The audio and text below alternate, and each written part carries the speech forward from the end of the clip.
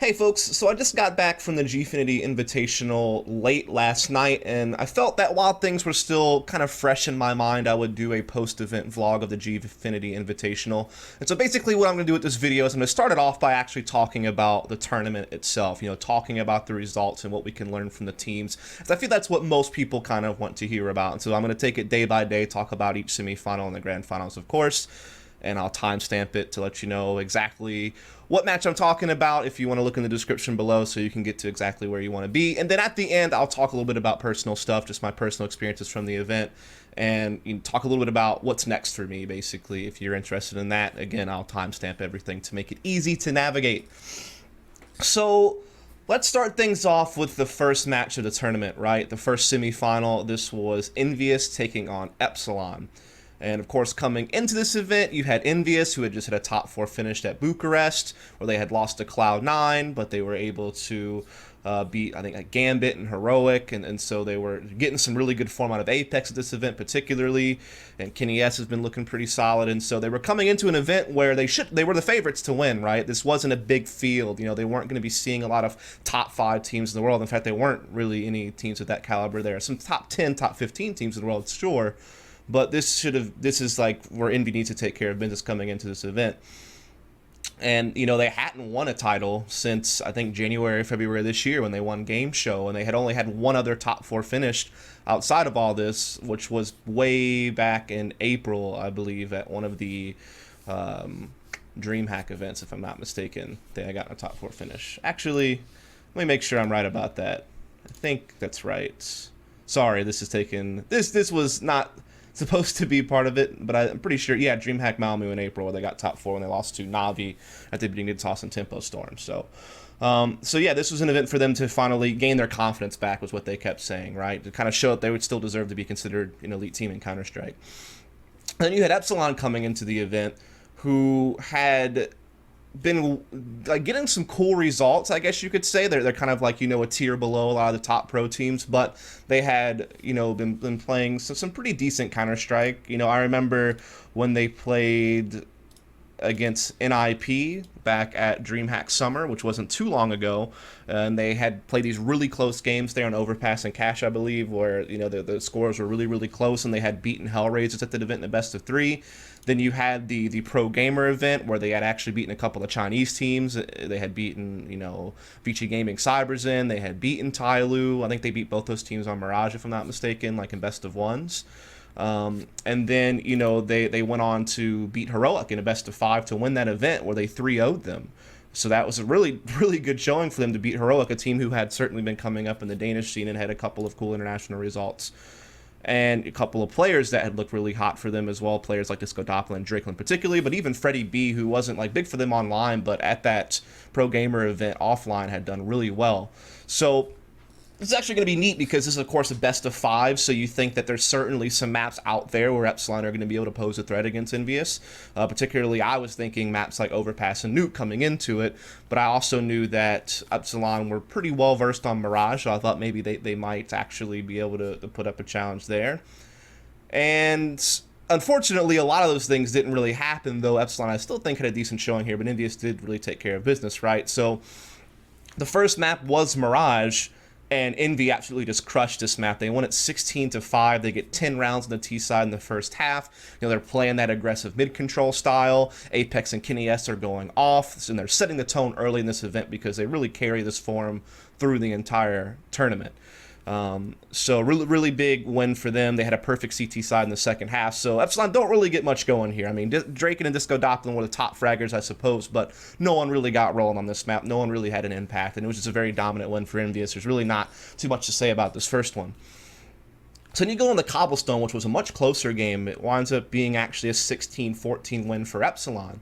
This is actually pretty surprising because Epsilon had some decent results on Cobblestone, but they weren't really like known as this heavy Cobblestone team, in my opinion. And then you have EnVyUs, who have always usually had at least very successful T sides on Cobblestone, and had a pretty good offline track record coming into this. And it was actually the CT sides on this map in particular that did well. It seemed like both teams were having really good CT sides, but really struggling to find rounds on the terrorist side. And so for Epsilon, who win this map, really big maps for Disco Doppler. I think he ends with 27 kills. Freddie B ends with 26 kills. So you're getting some good performances out of some of the main guys that have been there offline for Epsilon in past events.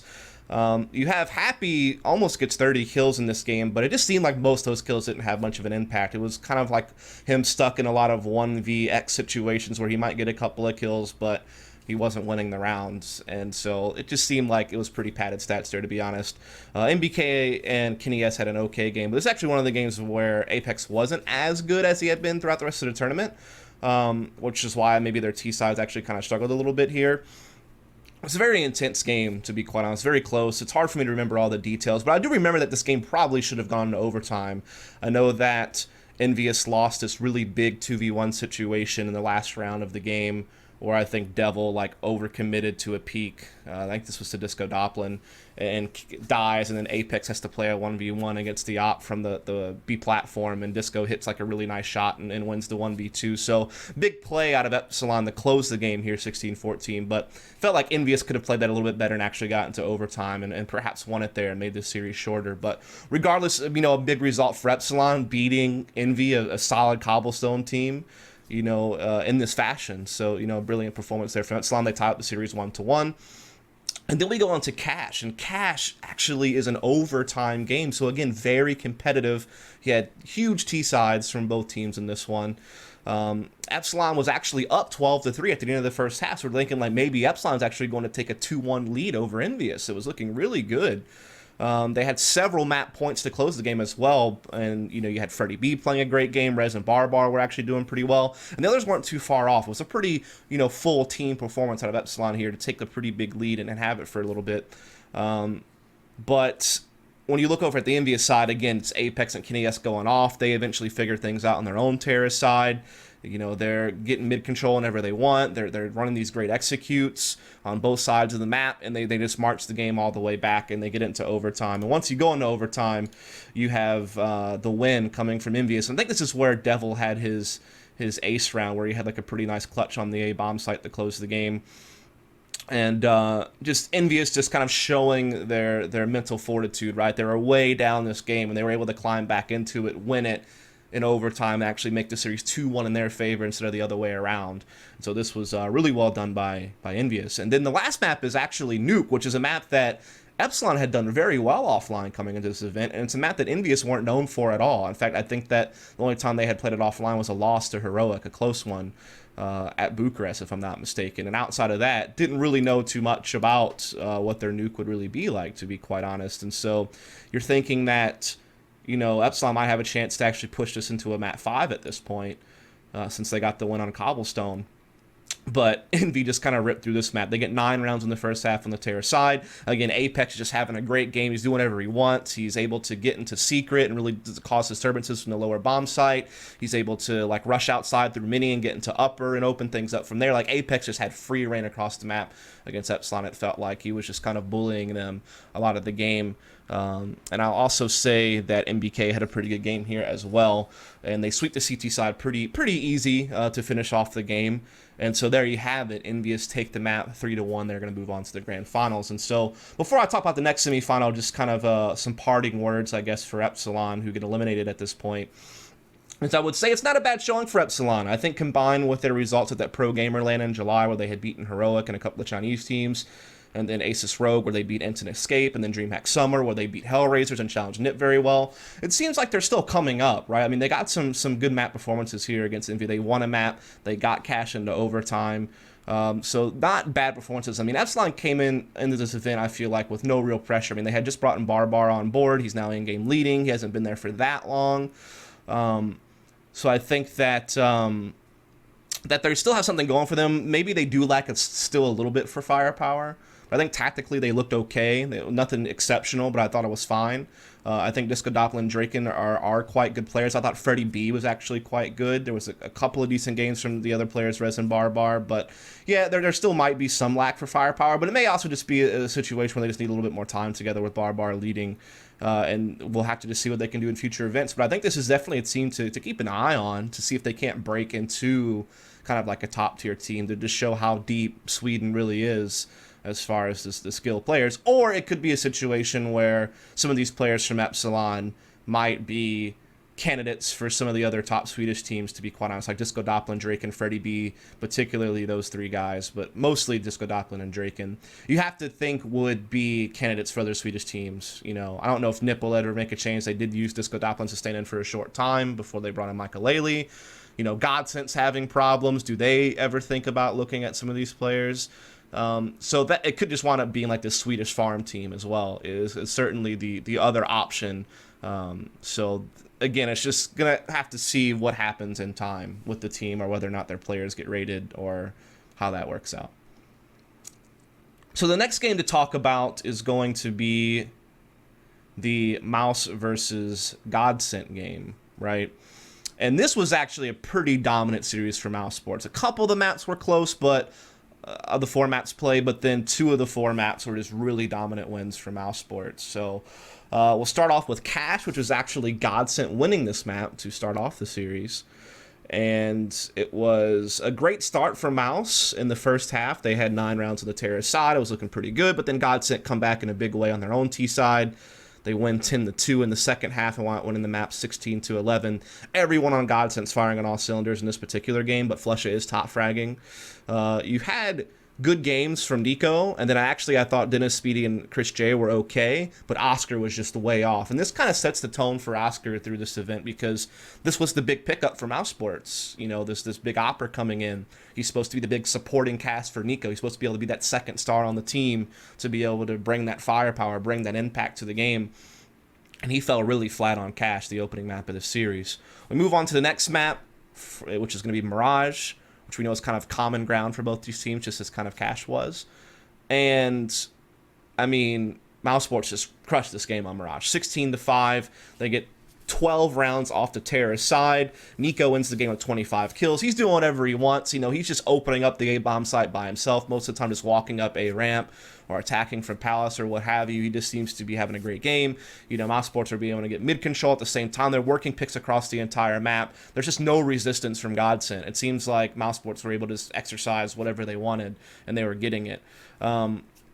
And we did see Oscar with a little bit better of a game here, but the big story was actually Speedy playing really well in this particular map, and he actually had some really good maps throughout this tournament. So, you know, this was kind of a good story to see Speedy actually playing pretty well, or Spitty, however you say it. I'll say Speedy. Sorry if I'm pronouncing it wrong. And no one on Godsent really plays well on this Mirage map, to be quite honest. It's pretty much a wipe, not too much to talk about. We then go on to Dust 2, which was a very, very close game. This actually goes into overtime. In regulation, the halves were 8-7 on both sides, so you can just see how intense of a game this really was. For the Godsent side, it was really guys like JW and Krim seemed to be like the really big members for them. That seemed to be the heavy hitters for Godsent in the game. Here again, you have Dennis and Speedy playing quite well. But again, you're still not really getting an impact out of Oscar. I think he started off pretty good. Like at middle with the op, he was like starting to get some picks and such, and he was looking like he was warming up, but then he seemed to kind of cool off. And I mean, this was a really close game. It's hard for me to even remember all the details in this particular game, but I do remember it just obviously being very close. The scoreboard does certainly reflect how close of a map it really seemed to be when you're watching them play it. But in the end, it was a map victory for Mousesports, and so now they're up 2-1. They go into Overpass.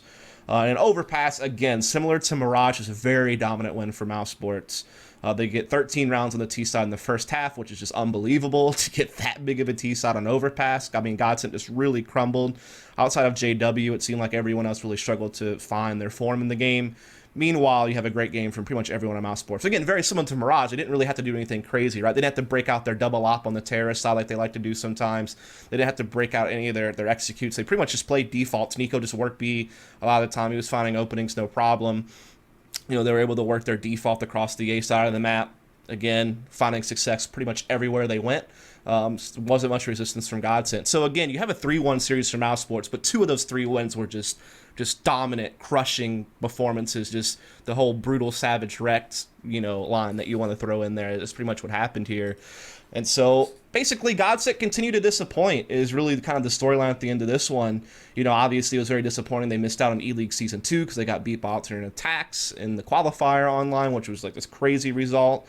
Obviously, things didn't go so well for Godsent either at their first offline performance with this team whenever they played at Star Ladder, and they got knocked out in the group stages of that event after losing to Dignitas, basically. Dignitas is a good team, don't get me wrong. It's not like it's that embarrassing, but, going out in groups is obviously not the situation you want to be in, and then you're losing online to teams like alternate attacks to miss out on E-League, and now you're getting brutalized on 2 out of 4 maps by a Mousesports team that's playing their first event with Oscar. And you have this storied lineup of players that you think have this incredible pedigree that should be capable of great things, and they're getting skunked on 2 maps out of 4 in the series. So this is really disappointing stuff for Godsent. I'm not really even sure what you can even really say about this other than that they got to go back to the drawing board, right? It seems like strategically they're fine, but they're just not getting good performances out of their players all the time. Like there was a couple of good performances from Flesha, JW, and Crims here and there. Schneider doesn't seem anything like he was whenever he was playing at DreamHack Malmö and such. When Godsent were getting these top 4 finishes, he doesn't seem anywhere near that level. It seems like they still weren't really sure what to do with the op. Yeah, it was primarily JW, but it seemed like it floated around sometimes even between Crims and Flesha at times. I know Schneider has a history of using it. So this is a team that certainly could maybe even benefit from having a guy like Drake and be a stable opera on this team or something like that. There isn't really many stable operas in Sweden, to be quite honest. Like, yeah, you see Forrest use it on Nip a lot, and now that they have Michael and Pitt, back when he was still active, yeah, they'd use it, but it's not like they had like this dedicated guy who'd use it all the time. It seemed to bounce around, mostly between like who would use it on CT and T side for that team. Obviously, with Fnatic now, it seems like you could see Olaf Meister with it a lot, but certainly you could see Dennis and Twist use it. And then on the Godsent side, it should be JW, but again, I do at times see like Flesha bring one or Crims, normally on the CT side, like double hot type setups though. And so Draken is a guy who just dedicates to the op role on both sides of the map, and so maybe that Draken's like a candidate for this team, I think. Yeah, I just don't know what else to say. They still haven't turned it around. They still look quite poor, and I don't really know what else to draw out of that. There's not much positive to note on for that team. And so let's move on then to the grand finals, which was EnVyUs versus Mousesports. It was a 3-0 series, but pretty close maps throughout, right? So let's take a look at the first map. It was actually Cash. This is actually an overtime game. You have big CT halves from both sides here. I think it was like 11-4 from Envy in the first half, so they open up really strong. Looks like it's going to be just a wipe, but Mouse make a pretty good comeback in the second half to actually force this into overtime. Again, Kenny S and Apex are just topping the charts for EnVyUs. Chris J had a pretty big game for Mousesports alongside Nico, where, again, Oscar's still not playing well, and Speedy kind of fell off a bit. And that seemed to be kind of the difference between the two teams here. Just really, again, both teams having strong CT holds, but struggling to find what they need on the terrorist side. And I can't remember all the details of this game quite well, but overtime victory for EnVyUs, so they start the series 1-0. You then move on to Cobblestone, where Envy have that classic Envy Cobble terror side, right? It's not like the one against Epsilon where they struggled. They actually get their T side rolling, that aggressive style. Apex controlling drop-down room whenever he wants to and finding openings all across the map. Kenny S is playing well with the op again. Happy doing his normal lurking things. They were running their defaults with like, Happy lurking B or drop down room and 4 men working A control, or, their heavy B executes, and they were just finding success all across the map. They find 10 rounds. And then you move on to the second half, and it just never really felt like Mousesports were going to get back into this game. Like, they felt like Envy easily enough closed it off on the CT side. Yeah, you got some rounds out of Mouse. I think they wound up getting like 7 rounds on the terror side, but it was this situation where Oscar just has a super bad performance this time. I think he went 9 for 9 kills and 21 deaths this game. It was just unbelievable. Yeah, he had been having like average or slightly below average performances throughout the tournament, but this was like the rock bottom point, it felt like, for Oscar in this tournament. And it got to a point where Nico was even like buying an op over Oscar and like trying to find picks, just trying his damnedest to make something work for Mousesports on their T side.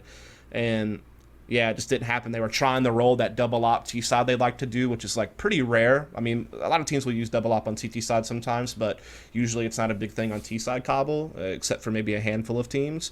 And so they were trying to do that. And it got to a point where it was like Nico and Chris J doing it because Oscar just wasn't finding anything. And you could just see the desperation, and you could just see like Oscar really just break down. You know, like I said, his lowest low of the tournament probably. You did have some good production out of Chris J and Speedy, but it was mostly Nico trying to carry his team across the finish line. He just couldn't do it.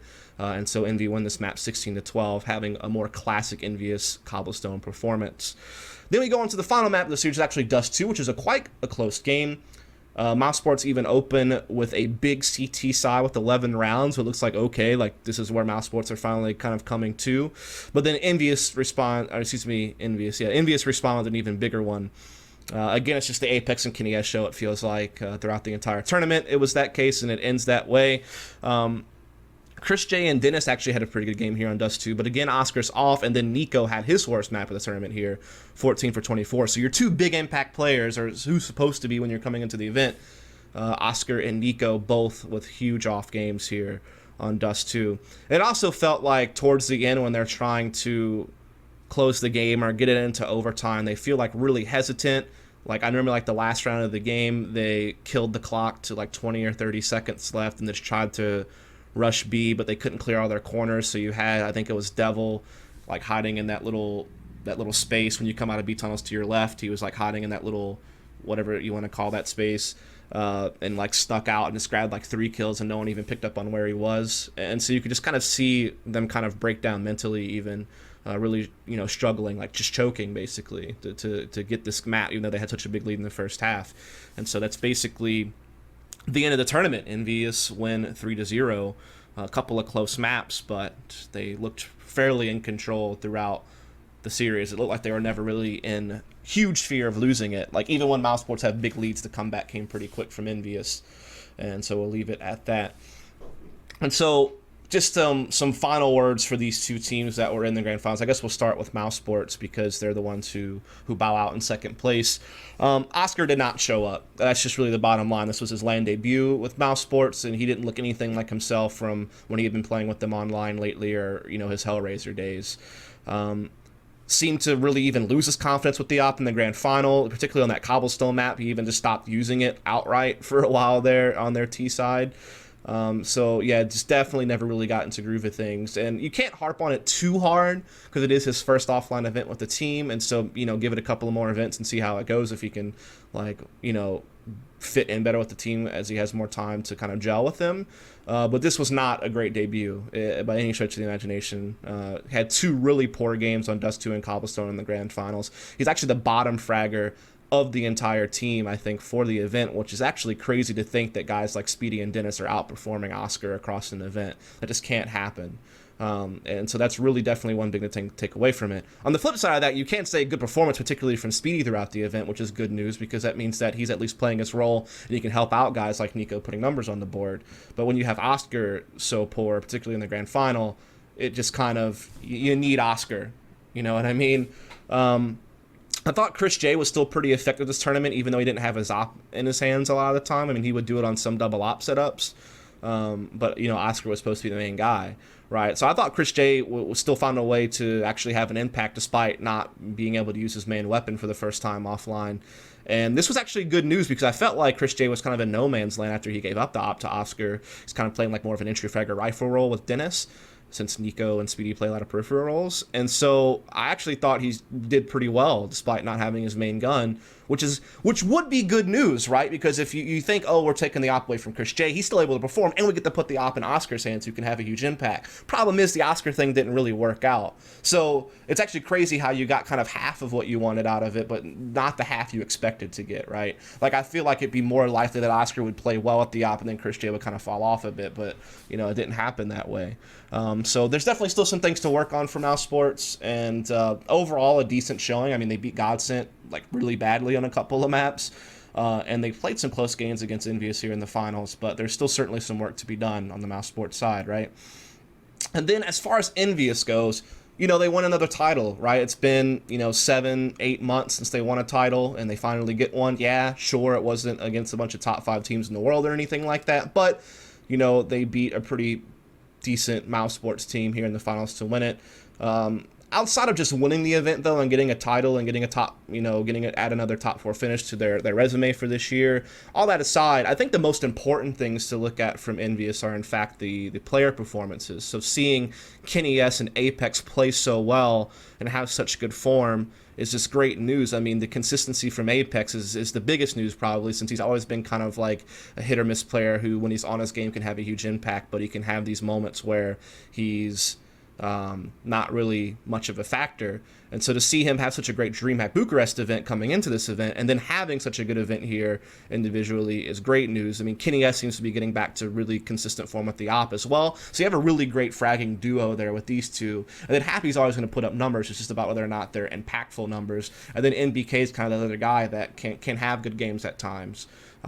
So it seems like they have a pretty good fragging mixture of players here, particularly Apex and Kenny S, which is good news. Also, I would say their map pool is really coming around, which is also a good thing. They obviously have Cash under their belt, which has been something they've had for quite some time. Their Dust 2 is looking much better lately. Instead of a couple of slip-ups to Cloud9 on Cash and Dust 2, those 2 maps look really solid for them. Their Cobblestone still looks really good, particularly on the Terror side. So those 3 maps are looking good. They're getting more competitive on Mirage. Like, they beat Cloud9 recently. They only lost to Heroic after like 6 overtimes at that same event in Bucharest. And then they had like an overtime loss to Virtus Pro during E-League in group play. And so their losses on Mirage are actually really competitive losses, and they have some good wins on it as well. So their Mirage seems to be coming around. Now all of a sudden Nuke seems like a pocket pick, right? They brought it out against Epsilon and won it. So it seems like they actually could play Nuke if needed. So it seems like Overpass they're going to be their permanent ban, sure. And then I'm not quite sure about their train. Obviously, I'm still not quite sure about their Nuke. But it seems like they have 4 pretty solid maps between Dust 2, Cash, Cobble, and Mirage. And so that's also something to think about going forward for EnVyUs. And so after about 25 minutes, I've been able to actually cover the tournament. So if you guys want to stop the video now, cool. I mean, that's pretty much the main things I want to talk about. But here at the end, I did just want to kind of just add some personal stuff from the event, just some of my personal experiences from the event, as well as just a little bit of a talk about like my future going forward. So you can stick around for that now if you want, or you cut the video. And thanks for tuning in. Please follow, subscribe for more content in the future. But yeah, so let's here at the end of the video do a little bit of personal stuff.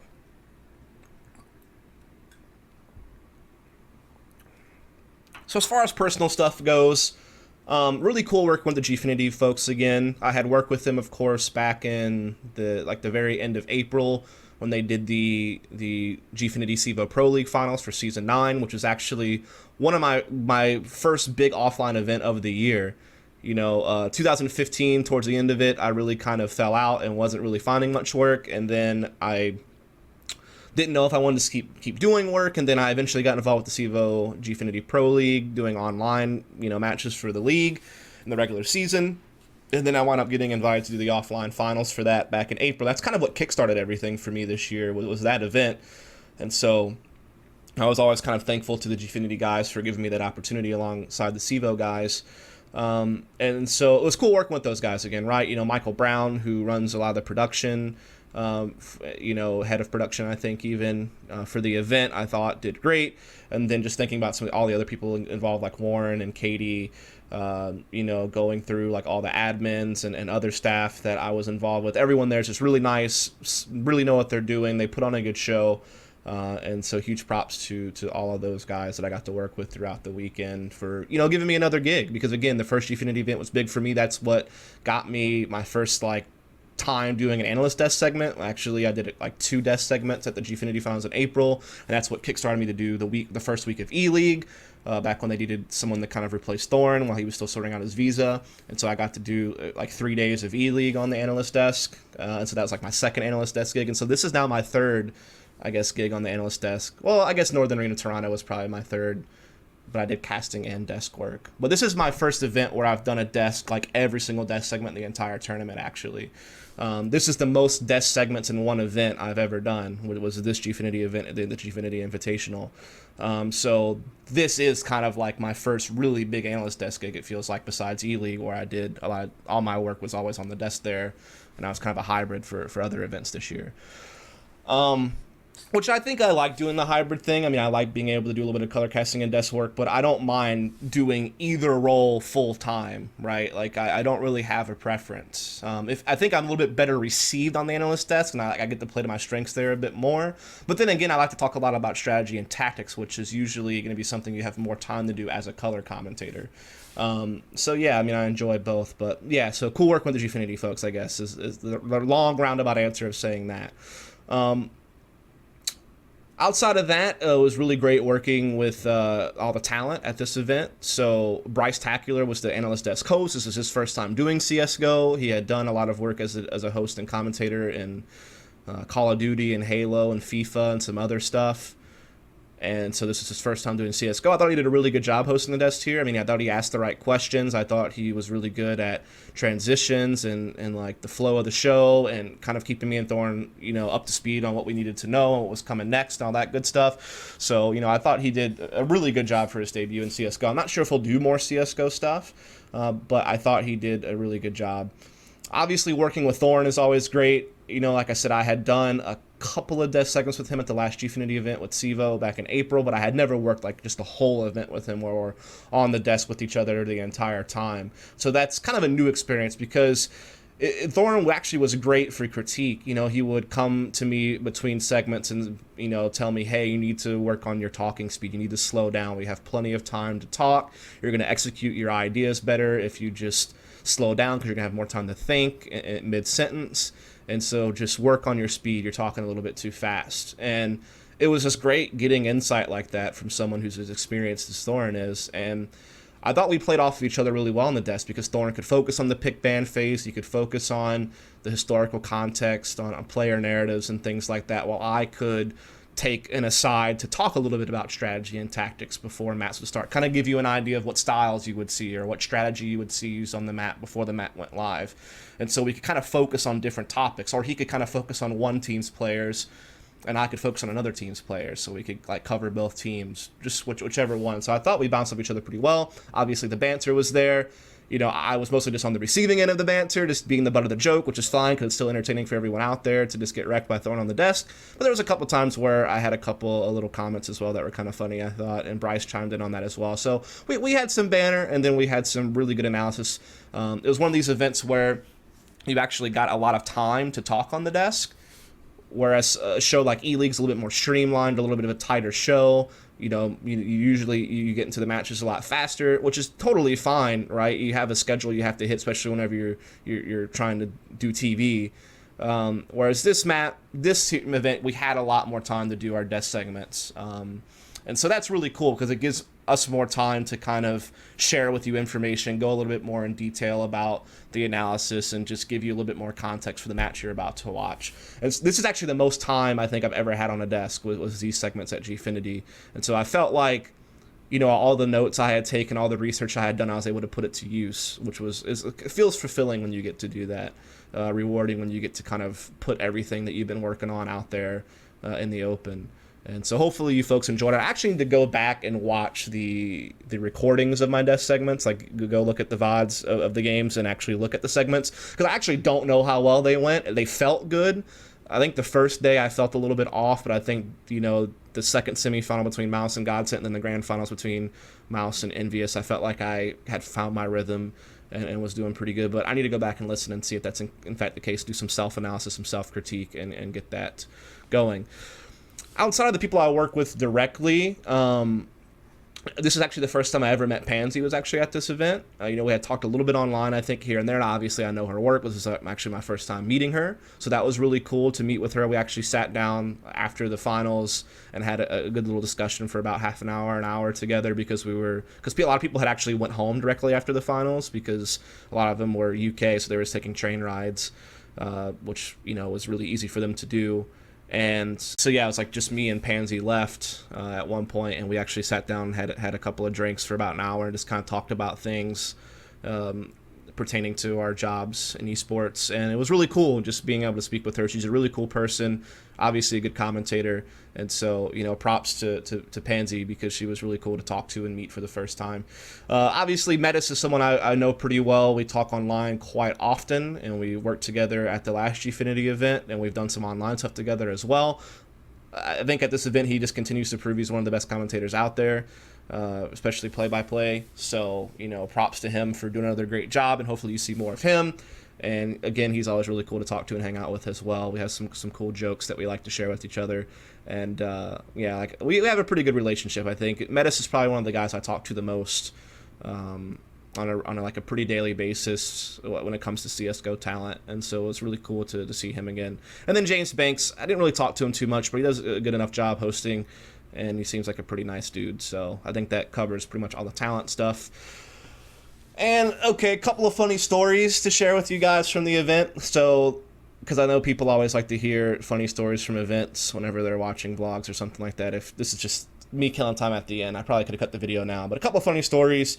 One is I locked myself out of my room 3 times in the span of 30 minutes at the hotel because I kept forgetting my wallet in my room when I needed to go downstairs to do something. And my key card for my room was in my wallet. And then one time, I went to go put my food outside my room because I had room service that night for dinner. And I went to go put the food tray out, and the door closed behind me when I did that. And so I had to walk downstairs barefoot to get a key to my room. So that was brilliant. Everyone laughing at me in the lobby was having drinks.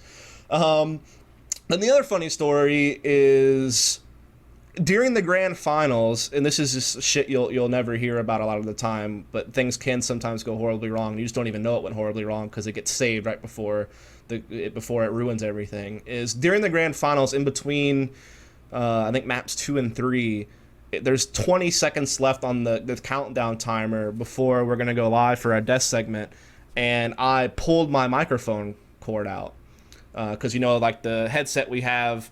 It's like an XLR cable. It then connects to a connector to the XLR cable that goes to our box, whatever, like where we can hit the cough button, our talk back to producer, controls the audio levels in our headset, all that good stuff, right? So I yanked the cable out because I stepped on it and like pulled my head and it yanked it out, like the connection. So now we have 10 seconds left we have 20 seconds left on the clock when I've pulled the cord out. Like, I'm just going to plug it in. We're good. So no, the pins are bent. So I have to bend the pins back into place and then fumble to get it back connected. And meanwhile, our producer's like, what are you doing? Put your headset on. We're going live in 5. What are you doing? I'm thinking like, dude, the pins are broke. He's like, what? And like, he's about to extend the countdown. And then I'm like, never mind, I got it. And then so literally with like 2 seconds left on the clock before we go live and we play like a quick 5-10 second commercial before you see our faces on the desk, I got the mic plugged back in. So almost failed real hard and caused like a technical delay that, funny enough, we casters always get blamed for delays, start the match, blah, blah, blah, blah. You just want to hear yourself talk. Literally, I almost did cause a delay. It would have been one of the first times ever probably that a commentator analyst was the cause of a delay, but it wound up not happening. So there's a couple funny stories here at the end. Other than that, as far as what my future looks like, I don't really know. There's certainly some events coming up in North America in November that I might be able to get involved with, such as, Northern Arena Montreal, and EnVyUs Masters is coming up, and IM Oakland's coming up, and maybe there's like a chance for me to fill in for someone at E-League if someone gets busy for Season 2 throughout the month of October and into November and all that good stuff. But it's basically a lot of maybes, but I don't know if any of them will actually go through. I think I will wind up doing at least one of the 2 events between EnVyUs Masters and Northern Arena Montreal, but they take place at the same time, so I just don't know which one I'll do. I don't even know if I'll do either of them. It's just a possibility I'll do one of those 2 events. It's probably the biggest possibility as far as like main CSGO tournaments come up.